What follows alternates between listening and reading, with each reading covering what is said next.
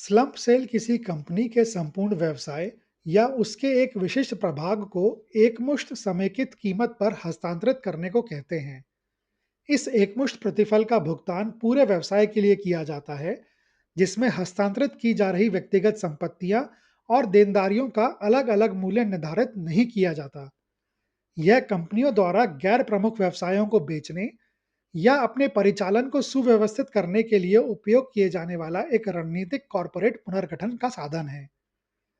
Slump cell एक महत्वपूर्ण corporate कार्रवाई है जो किसी कंपनी के शेयर मूल्य और उसकी दीर्घकालिक संभावनाओं को प्रभावित कर सकती है। जब कोई सार्वजनिक रूप से सूचीबद्ध कंपनी स्लम्प सेल की घोषणा करती है, तो निवेशक और विश्लेषक इसके संभावित प्रभाव को समझने के लिए इस सौदे का मूल्यांकन करते हैं। बाजार की प्रतिक्रिया कई कारकों पर निर्भर करती है, जिसमें बिक्री का कारण और सौदे का मूल्यांकन शामिल है।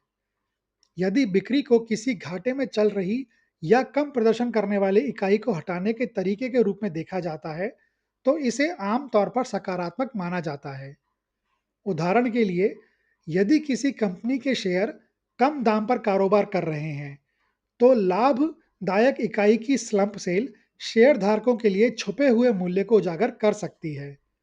इसके विपरीत, यदि बाजार का मानना है कि कंपनी ने एक मूल्यवान संपत्ति को कम कीमत पर बेच दिया है, तो शेयर पर बिकवाली का दबाव आ सकता है।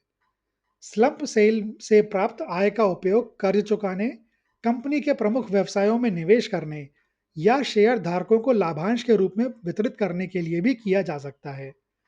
स्लंप सेल एक सामान्य संपत्ति की बिक्री से अलग है, जिसमें प्रत्येक संपत्ति और देनदारी का व्यक्तिगत रूप से मूल्यांकन और अलग-अलग बिक्री की जाती है।